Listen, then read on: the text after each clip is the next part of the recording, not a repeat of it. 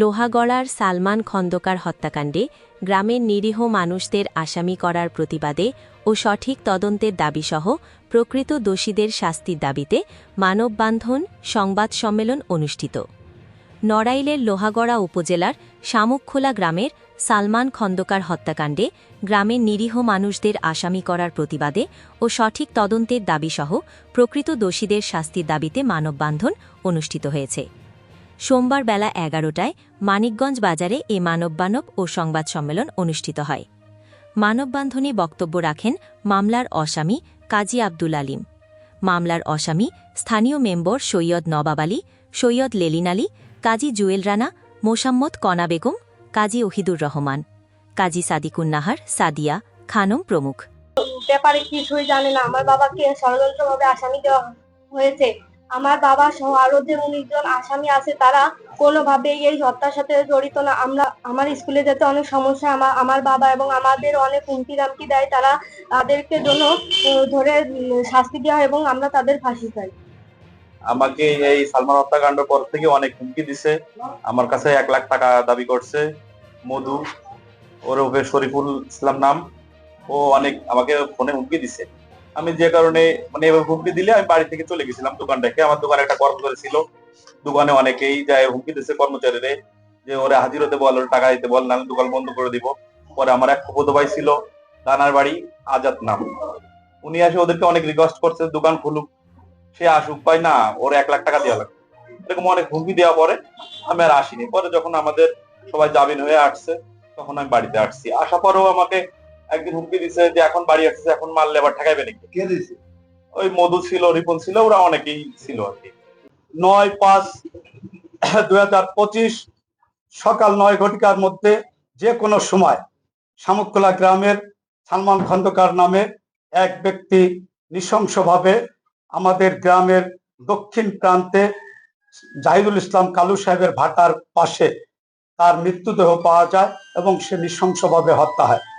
তো অত্যন্ত দুঃখ এবং পরিতাপের বিষয়, সেদিন যখন সালমান হত্যা হয়েছে, আমরা যারা বিভিন্ন জায়গায় আমরা ওই হত্যা মামলায় মোট ২০ জন আসামি আমরা এজাহারভুক্ত হয়েছি। আমরা যে ২০ জন আসামি এজাহারভুক্ত হয়েছি, আমি কাজী আব্দুল আলিম, আমি ওই এজাহারভুক্ত আসামির ১ নম্বর আসামি।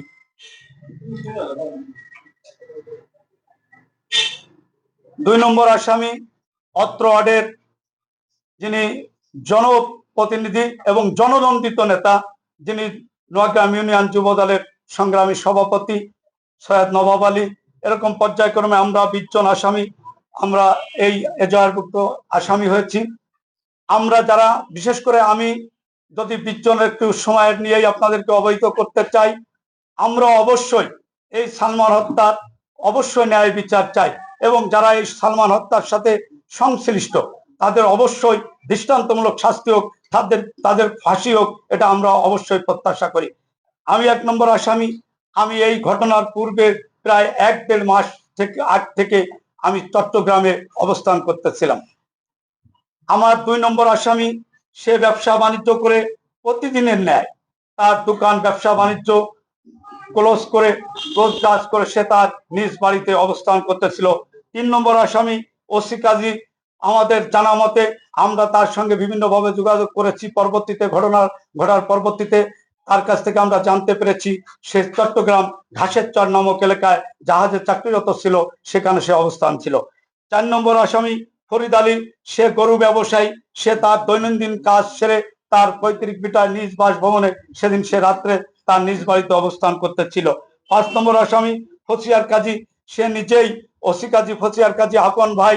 ফসিয়ার কাজী দীর্ঘদিন এই এলাকার মানুষ জানে, সে একটি বিবাহ বন্ধনে আবদ্ধ হওয়ার পরে সে সাধারণত দীর্ঘদিন তার শ্বশুর বাড়ি মোহাম্মদপুর এলাকা নোয়াটা এলাকাতেই বেশি অবস্থান করে এবং মাঝে মধ্যে সে বাড়িতে আসে এবং সেও জাহাজে চাকরি করে।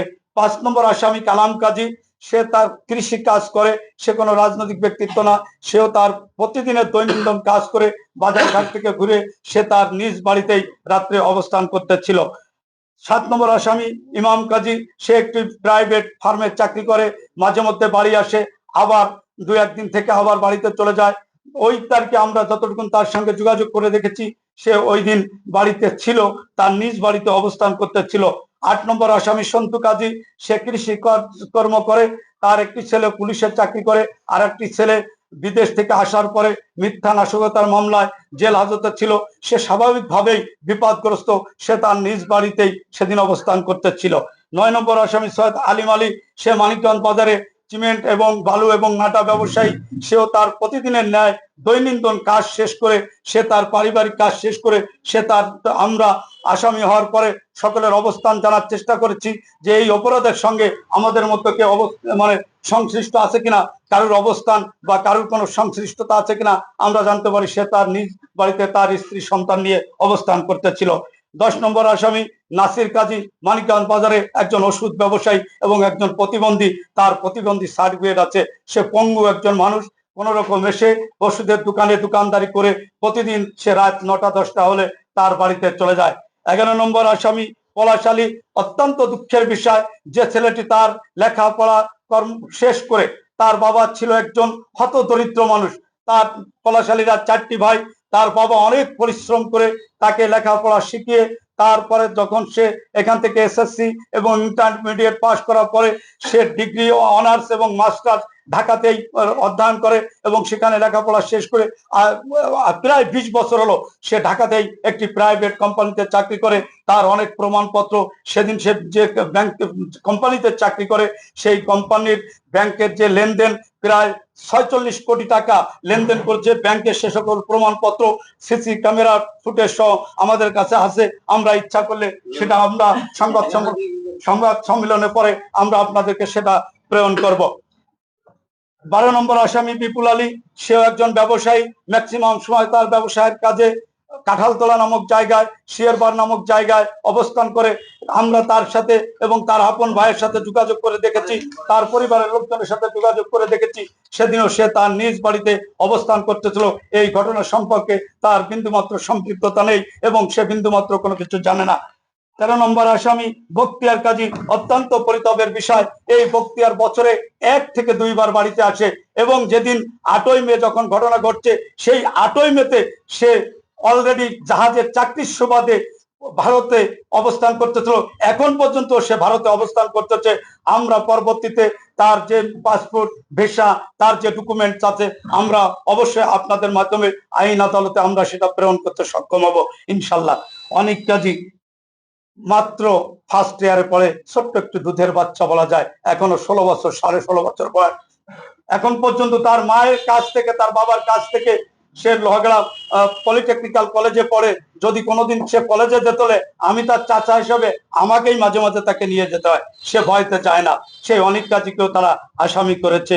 হৃদয় আলী, সৈয়দ নবাব আলী 2 নম্বর আসামি, অত্র ইউনিয়নের ইউপি সদস্য, তার একমাত্র পুত্র। সে তার লেখাপড়া জীবনে এই গ্রামে, যদি আমাদের গ্রামটি একটি সময় 200-250 ভোট ছিল, এখন 1700-1800 ভোটের গ্রাম, বৃহৎ একটি গ্রাম। এবং আপনারা জানেন যে এখানে বৃহৎ একটি মানিকগঞ্জ বাজার। এই মানিকগঞ্জ বাজার গ্রামের অধিকাংশ মানুষ সৈয়দ হৃদয় আলী যে সৈয়দ নবাব আলীর সন্তান, এটা অনেকে তাকে ব্যক্তিগতভাবে চেনেও না, অনেকে চেনেই না যে হৃদয় আলী নবাব আলীর সন্তান। এই ছেলেটিও ঢাকাতে দীর্ঘদিন তার পড়ালেখা, ঢাকাতে সে ডিগ্রি অনার্স শেষ করছে, করার পরে এই পলাশালীর একটি ফ্যাক্টরিতে, সেখানে সেই কোম্পানিতে সে চাকরিরত। সেখান থেকে সে কখন বেরোয়ছে, কোন ইয়েতে বেরোয়ছে, কখন তার অফিসে সে প্রবেশ করছে এবং কখন সে অফিস থেকে সে বেরোয়ছে, তার সিসি ফুটেজ, তার ডকুমেন্টস আমাদের কাছে আছে ইনশাল্লাহ। 16 নম্বর আসামি সেলিম আলী, যিনি বলা যায় অর্ধপঙ্গু। এই বাজারে দীর্ঘ 20 থেকে 25 বছর ধরে সে সুনামের সাথে ব্যবসা বাণিজ্য করতেছে। এই গ্রামে অনেক মামলা মোকদ্দমা, হত্যা মামলা, বিভিন্ন 7-26 ঘর পোড়ানো, নারী নির্যাতন সহ একাধিক মামলা আছে। যে মামলার সঙ্গে এই সেলিম আলীর পরিবার বা সেলিম আলী কোনোদিন একটি মামলা বা একটি জিডি বা একটি অভিযোগেরও কখনো হয়নি। সেই সেলিম আলী অনেকটা অর্ধপঙ্গ, সোজায় হাঁটতে পারে না, একটি মসজিদের দায়িত্ব পালন করে, সর্বসময় 5 ওয়াক্ত নামাজ কালাম এবং একজন সৎ মানুষ হিসাবে এবং এই মানিকগঞ্জ বাজারে সৎ ব্যবসায়ী হিসাবে সে পরিচিত। তাকে এই মামলার আসামি করা হচ্ছে। সে তার জীবনের হুমকির ভিতর থাকার কারণে গতকাল মান্যবর আদালতে সে 107 ধারা অবলিক 117 ধারায় একটি তার জীবনের নিরাপত্তা চেয়ে একটি আবেদন করার পরে বিকেলবেলা কতিপয় কিছু লোক বিবাদী যারা বাদী পক্ষ তারা তাকে আবার প্রাণনাশের হুমকি এবং তার দোকানপাট লুটপাট ভাঙচুর করার জন্য ষড়যন্ত্র হলে মেম্বার মহোদয় তৎক্ষণিক অবস্থায় আইন শৃঙ্খলার প্রতি শ্রদ্ধা রেখে আইন শৃঙ্খলার প্রতি নিষ্ঠা এবং ভালোবাসা রেখে আইন শৃঙ্খলা বাহিনীকে ফোন দিলে তারা এসে সেই বিষয়টি হয়তো বা মীমাংসা করে গেছেন। মশিয়ার মোল্লা এই গ্রামের সমাজ জমাত করে, তার বাবা এই গ্রামের অতীতে মেম্বার ছিল, তার একটি বড় ভাই ঢাকা হাইকোর্টে আইনজীবী হিসাবে প্র্যাকটিস করে এবং তার সবচেয়ে গর্বের বিষয় তার পরিবারের তার আপন ছোট ভাই হাসান মোল্লা এই শামুকখোলা গ্রামের সর্বপ্রথম বাংলাদেশের সর্বোচ্চ বিদ্যাপীঠ যেটাকে রাজ্যের অক্সফোর্ড বলা হয়, বাংলাদেশ মানে ঢাকা বিশ্ববিদ্যালয়ে অধ্যয়ন করে তার ছোট ছেলেটি, তারা একটি সুশিক্ষিত পরিবার, একটি সামাজিক পরিবার। সেই মশিয়ার মোল্লা সেদিন রাত্রে যখন মানে গ্রামে লুটপাট হচ্ছিল, সেই লুটপাট রক্ষা করার জন্য যখন সে আইন শৃঙ্খলা বাহিনীকে সহযোগিতা করতেছিল, তখন বাদী পক্ষ ষড়যন্ত্রমূলক তাকে হুমকি ধামকি রামদা সেন্দা ধরে তাকে জোরপূর্বক বলে যে এ আমাদের মূল আসামি। তখন আইন শৃঙ্খলা বাহিনী তার জীবন রক্ষা করার ক্ষেত্রে তাকে তখন তাদের গাড়িতে হেফাজতে নিয়ে যায়। পরবর্তীতে তাকে ষড়যন্ত্র করে তাকে আসামি করে চালান দেওয়া, সে আইনি প্রক্রিয়ার মাধ্যমে বিগত 2-4 দিন আগে বেরিয়ে আসছে। 18 নম্বর আসামি শহীদুল কাজী, যে তার লেখাপড়া শেষ করে সে তার বাবা একজন কৃষক মানুষ এবং ব্যবসায়ী ছিল। তার বাবা আমার ডান পাশে বসে আছে কাজী রুহুল আমিন। সেও অনেক ছোট বয়স থেকে এসএসসি পাস করার পরে তার অর্থনৈতিক সচ্ছলতা ছিল না। অর্থনৈতিক সচ্ছলতা না থাকার জন্য ঢাকাতে যে বিভিন্ন জায়গায় প্রাইভেট পড়িয়ে বিভিন্ন ভাবে বিভিন্ন কর্ম করে তার ভিতর দিয়ে তার লেখাপড়া চালিয়ে তারপরে সে একটি প্রাইভেট কোম্পানিতে অফিসার পোস্টে চাকরি করে। হয়তো বা মাঝে মধ্যে সে বাড়িতে আসে, দুঃখজনক হলো সত্য ওই দিন সে বাড়িতে বেড়াতে আসছিল এবং সে তার নিজ বাড়িতে অবস্থান করতেছিল। নূর মিয়া কাজী এও আরেকটি বংশের নেতৃত্ব দিয়ে থাকে। বিগত দিনের ইউনিয়ন পরিষদ নির্বাচনে সৈয়দ নবাব আলী সাহেবকে প্রতিদ্বন্দ্বিতা করেছিল, সে অল্প কিছু ভোটে প্রতিদ্বন্দ্বিতা হেরে যায় এবং সে একজন ভাটা ব্যবসায়ী। এই ভাটা ব্যবসায়ী যিনি আজকে ভিকটিম সালমান খন্দকার, এই নূর মিয়া কাজী তার কাছে অনেকগুলো টাকা পয়সা পাবে, তার টাকাটা যাতে পরিশোধ না করতে হয় এবং বিভিন্ন সময় এই মেম্বার সহ সমাজের যারা জনপ্রতিনিধিত্ব করে, সমাজ যারা পরিচালনা করে, সমাজকে যারা কন্ট্রোল করে, তারা বিভিন্ন সময় বিভিন্ন ভাবে মানে চেষ্টা করেও তার কাছ থেকে নূর মিয়া কাজীর টাকাটি উত্তোলন করতে পারেনি। তারই ধারাবাহিকতায় নূর মিয়া কাজীকে আসামি করা হয়েছে। সৈয়দ লেলিন আলী অত্যন্ত অতি একটু হাস্য রহস্য, যখন ও ক্লাস 7-এ পড়ে 90 সালে, তখন সে স্কুলে পড়াকালীন সময় প্রেমের আবদ্ধ হয়ে তখন সেই 90 সালে এই গ্রামটি ছেড়ে চলে যায়। তার পরিবার তাকে প্রথম দিকে অন্তত 10টি বছর যাবৎ তাকে বাড়িতে আশ্রয় দেয়নি। তখন 10টি বছর ধরেই সে এবং তার স্ত্রী গার্মেন্টসের চাকরি করে একটি পর্যায়ে সে গার্মেন্টসের চাকরি করে করে তার কর্মদক্ষতায় এখন সে অনেক বড় অফিসার। ঢাকাতে সে বাড়ি গাড়ি করে, যদি কখনো তার বৃদ্ধ মা বাবা গ্রামে থাকে, যদি তার আত্মীয় স্বজন পরিজন যদি কখনো অসুস্থ হয়, তাদের সংবাদ শুনে সে বাড়িতে আসে, তাকে উদ্দেশ্য প্রণীত ভাবে তাকে আসামি করা হয়েছে। এই হলো মূল বিস্তারিত অবস্থা। আমরা যারা আসামি হচ্ছি, আমরা আশা করি এই অঞ্চলের প্রতিটি মানুষের কাছে, প্রিয় সাংবাদিক ভাইরা, আপনারা খবর নিয়ে জানবেন। আমাদের পরিবারের যারা আছে আপনারা তাদের কাছে খবর নিয়ে জানবেন। বিভিন্ন রাস্তাঘাটে আপনারা আপনাদের গোপন সোর্সের মাধ্যমে সংবাদ এবং বিভিন্ন ভাবে যোগাযোগ করে দেখবেন যে এই যে মানুষগুলো আমরা আজকে আসামি হয়েছি, আমরা খুনি প্রকৃতির লোক কিনা, আমরা সমাজের বিশৃঙ্খলা করার লোক কিনা। হ্যাঁ, আমাদের একটি অপরাধ আছে। আজকে যারা এই সব অপকর্মের সাথে সংশ্লিষ্ট, যারা মাদক, যারা ইয়াবা ব্যবসায়ী, যারা গাঁজা ব্যবসায়ী, যারা লুটপাট চুরি বিভিন্ন কাজে, আমরা শুধু তাদের বিপক্ষে অবস্থান করি।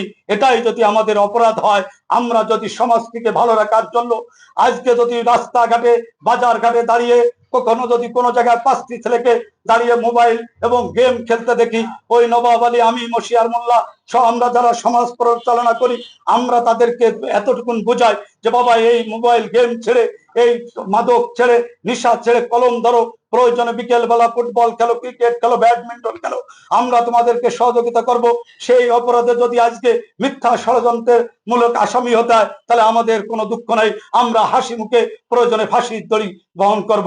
আজকে যখন 8 তারিখ এবং 9 তারিখের পরে সেই পরিবারের লোক, অত্যন্ত দুঃখের বিষয়, সেই পরিবারের লোক, আপনারা এখানে অনেক সাংবাদিক আছেন যারা সেদিন ওখানেও লাশ যেখানে ছিল, মৃত্যু যেখানে ছিল, সেখানে আপনারা সংবাদ সংগ্রহ করেছিলেন। তার পরিবারের লোক বলেছিল, আমরা বিভিন্ন মাধ্যমে জানতে পেরেছি, আমরা সোশ্যাল মিডিয়ার মাধ্যমে জানতে পেরেছি, আমরা অমুকের কাছে সংবাদ পেয়েছি যে অমুক জায়গায় আমার ভাই বা আমার সন্তান বা আমার ভাইদের লাশ পড়ে আছে। এমনকি তার পরিবারের লোক বলেছিল যে আমার ভাই গতকাল রাত্রে একটি মোবাইল ফোনের মাধ্যমে অপরিচিত একটি ফোন আসার পরে আমার ভাই পিকনিক ছিল, তারপরে সে পিকনিকের খাবার আমাদের বাড়িতে দিয়ে যায় এবং অপরিচিত একটি ফোনের কারণে আমার ভাই চলে যায়।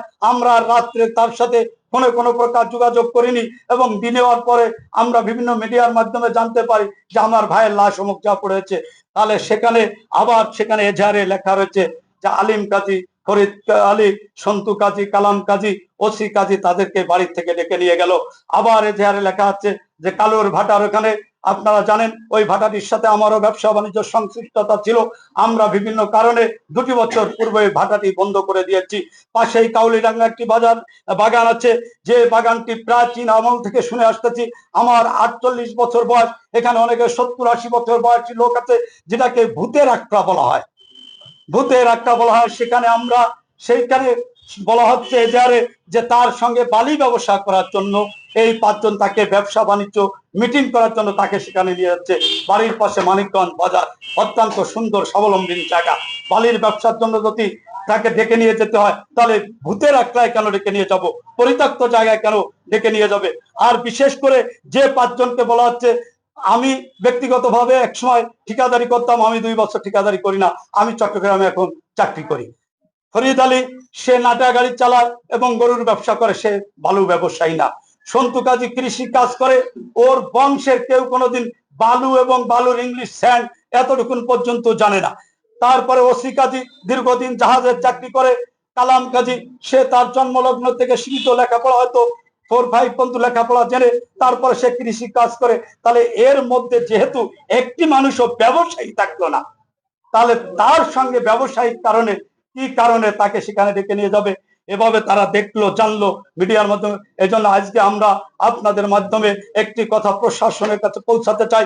আপনারা আমাদের পক্ষে অবশ্যই প্রশাসনের কাছে পৌঁছে দিবেন যে আমরা অবশ্যই এই হত্যাকাণ্ডের বিচার দাবি করি, এই হত্যাকাণ্ডের সুস্থ তদন্ত দাবি করি। এই হত্যাকাণ্ডে পুলিশ, আমরা বলবো না, আমি বলতে চাই না যে ওসি মহোদয় পক্ষপাতিত্ব করতেছে, যিনি তদন্তকারী কর্মকর্তা তিনি পক্ষপাতিত্ব করতে, আমি বলবো না। তিনি অবশ্যই চৌকস অফিসার, অত্যন্ত জ্ঞানী এবং বুদ্ধিমান, অত্যন্ত ভালো জানতা। তারপরও এই যেহেতু রাত্রের মার্ডার, অজ্ঞাত মার্ডার, আজকে আমরা যতটুকু জানি যে যদি রাতের আধারে এরকম মার্ডার টাডার হলে সাধারণত অজ্ঞাতনামা আসামি হয়, সেখানে উদ্দেশ্য প্রণোদিত ভাবে সম্পূর্ণ সামাজিক রাজনৈতিক বিরোধ, এখানে কোনো রাজনৈতিক বিরোধ নাই। আমরা যারা এখানে আসামি আছি, আমরা সর্বদলীয় আসামি আছি। এটা সামাজিক বিরোধ।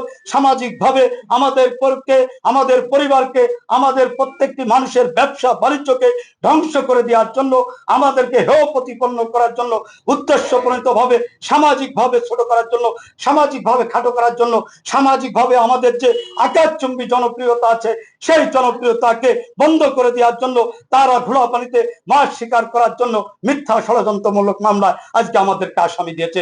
আমাদের বিভিন্ন পরিবারের লুটপাট, গরু বাছুর বিভিন্ন কিছু করেছে। প্রিয় সাংবাদিক বিন্দু, শেষ করে দিব আর একটি কথা বলে, যা আপনারা অবশ্যই, আমরা চাই এই মামলাটি আপনাদের মাধ্যমে প্রশাসনের কাছে, জেলার সর্বোচ্চ কর্মকর্তা পুলিশ সুপার মহোদয়ের প্রতি শ্রদ্ধা রেখে বলতে চাই, তার মাধ্যমে আপনারা সংবাদটি পৌঁছে দিবেন। এই মামলাটি অবশ্যই আমরা দাবি করি, আমরা নিরপেক্ষ তদন্ত দাবি করি। PBI, CID, SP, DSP, NHI সহ পুলিশের 14টি ইউনিট আছে, 14টি অনেক চৌকস ইউনিট আছে। যে কোনো একটি চৌকস ইউনিটের মাধ্যম দিয়ে এই মামলাটিকে তদন্ত করে প্রকৃত খুনিকে বিচারের আওতায় এনে তাদের দৃষ্টান্তমূলক শাস্তি হবে, তাদের ফাঁসি হবে। আমরা সেই সাথে যদি যে পরিবার ক্ষতিগ্রস্ত হয়েছে, যে পরিবারের ভিকটিম হত্যা হয়েছে, তার পাশে যদি তারা আমাদের কাছে সহযোগিতা চায়, সেই সহযোগিতা অবশ্যই আমরা করব। পাশাপাশি আপনাদের মাধ্যমে আরেকটি মেসেজ দিতে চাই, আমরা বিভিন্ন সময় আমাদের চান মালের হেফাজত, বিভিন্ন রকম হুমকি ধামকি, আপনারা অবশ্যই আপনাদের মাধ্যমে প্রশাসনের কাছে আমরা আমাদের জীবনের নিরাপত্তা চাই। আমাদের ঘর বাড়ি ব্যবসা বাণিজ্য অরক্ষিত যাতে থাকে। আমাদের ছোট্ট ছোট্ট ছেলে মেয়ে সন্তানাদিরা আজকে ভয়ে তাদের লেখাপড়া বন্ধ হয়ে গেছে। আমি ব্যক্তিগতভাবে আমার মেয়েটি ক্লাস 10-এ পড়ে, সে তাকেও বিভিন্নভাবে হুমকি ধামকি দেওয়ার কারণে আজকে আমার মেয়েটি আগামীবার পরীক্ষা দেবে এসেছি, সেও স্কুলে যাওয়া বন্ধ হয়েছে।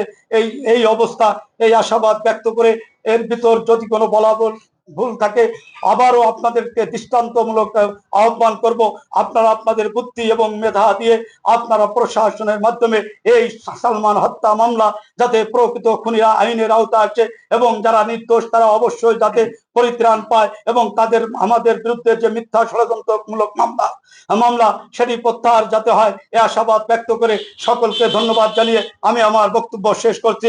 আল্লাহ হাফেজ।